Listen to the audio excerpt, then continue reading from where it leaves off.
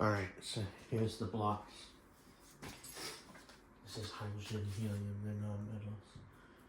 Then it goes to this second period, lithium and beryllium are still in the S block. And then you have the P block up here. Boron, carbon, nitrogen, oxygen, fluorine, neon. Then this S block again, sodium, magnesium. And then the P block again, aluminum, silicon, phosphorus, sulfur, chlorine, argon, potassium, calcium in the S block. And then a new block appears, the D block. It's okay, so the S block is 2, the P block is 6, so 4 more, and the D block is 10, so 4 more, and that's 4 more as well. And then this. The scandium, titanium, vanadium, chromium, manganese, iron, cobalt, nickel, copper, zinc. Then back to the P block. Gallium, germanium, arsenic, selenium, bromine, krypton. Back to the S block. Iridium, strontium. Back to the D block. Yttrium, zirconium, niobium, molybdenum, technetium is radioactive. Ruthenium, rhodium, palladium, silver, cadmium. Back to the P block. Indium, tin, antimony, tellurium, iodine, xenon. Back to the S block. Cesium, barium, now to the F block, which is new. Lanthanum, cerium, praseodymium, neodymium. Promethium is radioactive, samarium, europium, gadolinium, terbium, dysprosium, chromium. Erbium, derivative, terbium, lutetium is part of the D block, so we have the D block, back to the D block, lutetium, hafnium, tantalum, tungsten, rhodium, osmium, iridium, platinum, gold, mercury, back to the P block. Thallium, lead, bismuth. Bismuth is slightly radioactive.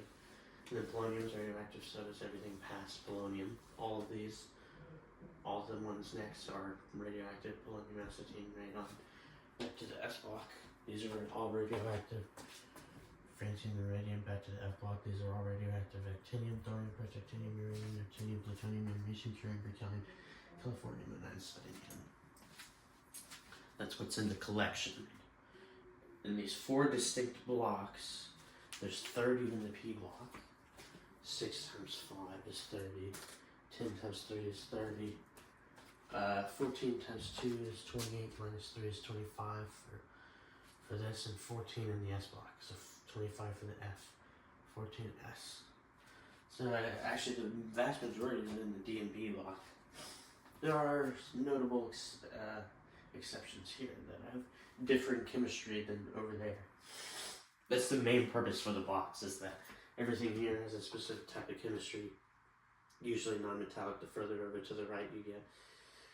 And then you still have a little bit of metallic character over here, but it's mostly close to non-metal or metalloid. Then the D block is mostly just transition metals and stuff, just standard metals. And then like halfway through the F block, everything to the right is all stable in air. So all this curium, berkelium, californium, einsteinium, neodymium, they're highly radioactive. It's not like you're gonna get a chunk of them. But gadolinium, terbium, dysprosium, chromium, everything, deuterium, they're all pretty stable in air. But lanthanum, cerium, praseodymium, neodymium, promethium, samarium, europium, gadolinium, or sorry, not gadolinium. Lanthanum, cerium, praseodymium, neodymium, promethium, samarium, europium. I guess excluding promethium there because you're not going to get any of those there. So the full list would be lanthanum, cerium, thorium, praseodymium, neodymium, uranium, samarium, and europium. Because these two you can also get in visible quantities, both in uranium ore, but you can also get a pure chunk of uranium in an ampule there, or in a cube. Same with thorium. It's quite expensive, but you can get it. It's very expensive. It's like $1,000 a gram for thorium, so you have to get.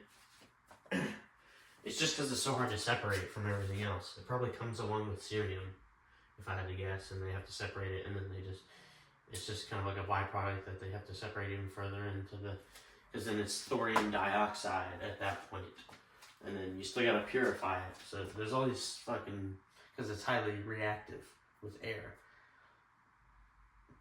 This first half here, and the reason that's reactive with air is because it's close to this edge of the periodic table, which is also reactive as well as that one.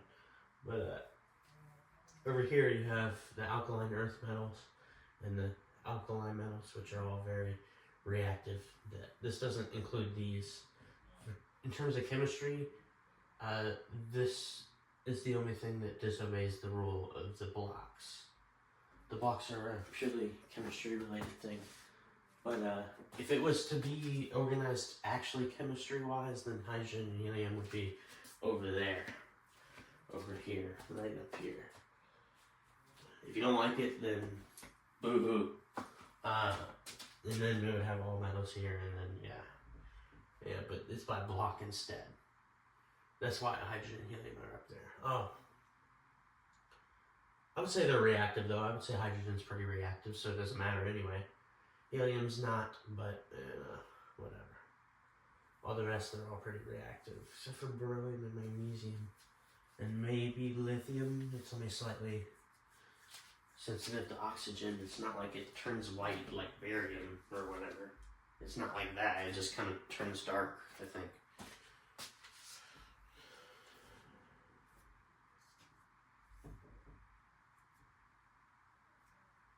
I can't say the same for francium and radium because they're so radioactive that, you know, it's hard to tell what's going on with them.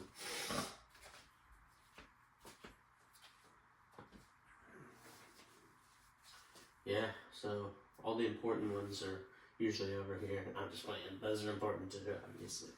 These are very important. Actually, the F block actually might be, I wouldn't say the most important, but it's I wouldn't even say it's more important than the D block, because there's a lot of important ones in the D block that are like quite important. No, but uranium and thorium are quite important, and they're in the F block. And plutonium and stuff, and all these ones, highly radioactive ones, that are important, but not because they're in the F block. It's because they're radioactive, and they're very large atoms. That's the reason that they're useful. But out of all these, neodymium, maybe just put in neodymium magnets, and there's a few other ones that might be used for something. Cesium, rubidium, potassium is everywhere, so sodium. Hydrogen's everywhere. Yeah, I mean, it's crazy. But yeah, this is organized by block. So, oh yeah. The metalloid is boron, silicon, germanium, arsenic, antimony, and tellurium. And then, so it's all the metalloids, and they're only in the P block. The nonmetals are only in the P block too, except for hydrogen and helium. They are carbon, nitrogen, oxygen, fluorine, neon, phosphorus, sulfur, chlorine, argon, selenium, bromine, krypton, iodine, xenon, and radon, with, you know, acetine being unknown, so it could possibly be one as well. And then the post-transition metals, technically, you would include aluminum, gallium, indium, tin, thallium, lead, bismuth, and polonium.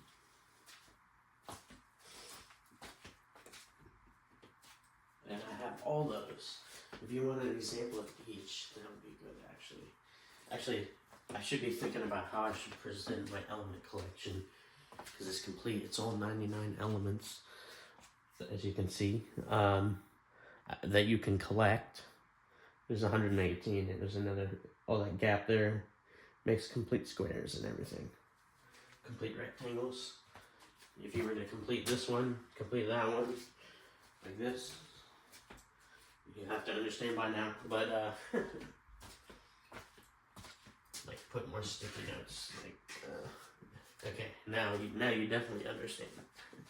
Now you probably understood the first time, but yeah, it goes to 118 over there, Oganesson and Tennessee and stuff, which is crazy. They're very, very short-lived. Like, you would only find them in a particle accelerator. What's that, 9 minutes? I could keep going, 10 minutes maybe. Cerium, praseodymium, neodymium, promethium. Yeah, I just got a promethium watch hand today.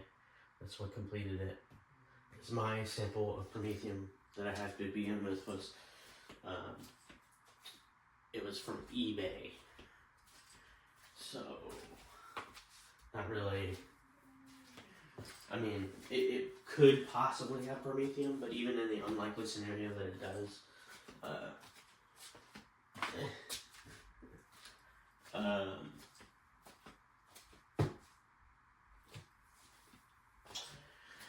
well, I don't even know how likely it is, but yeah, there's just no way to determine it unless I took it to a spectrometer or whatever the fuck people use to determine a radioactive isotope. You'd have to get with the nuclear guys. That would be me. No, I'm serious. That is me. We got this. Neon 20, 21, 22, and so on. For every single one, there's half-lives, really long-lived isotopes. 2.2 million billion years for Tellurium-128. There's just all these, all the way to Oganesson. There you go. Oh, and I could show another one as well. Yes, I can. I'm gonna do a better job this time.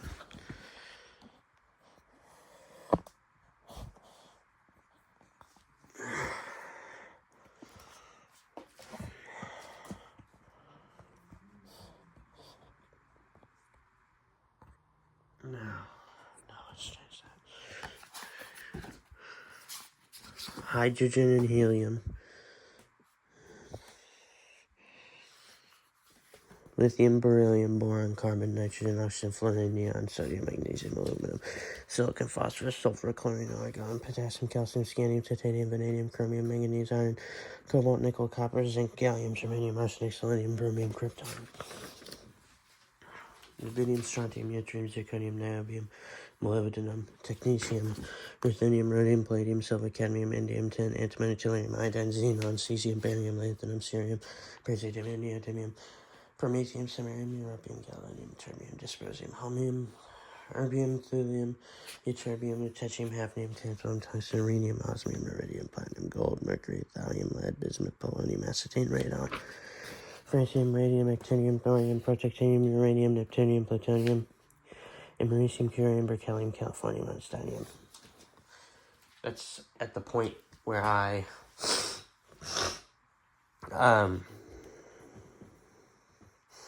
that's where my collection ends there, Einsteinium. But you also have the synthetic ones I don't have. They're usually very short-lived, but fermium and levium would be the most stable of them. And then you have nobelium, iridium, rutherfordium, dubnium, seaborgium, bohrium, hassium, meitnerium, darmstadtium, rutgenium, copernicium, nihonium, fluorium, muscovium, livermorium, tennessine, and oganesson. Newtonium, gallium. Look, I got creative here. No, I didn't come up with those names, but this is what it would look like with the new G block with 18 here. Assuming that's the pattern that would be there. But yeah, I have all those elements. Thanks for watching.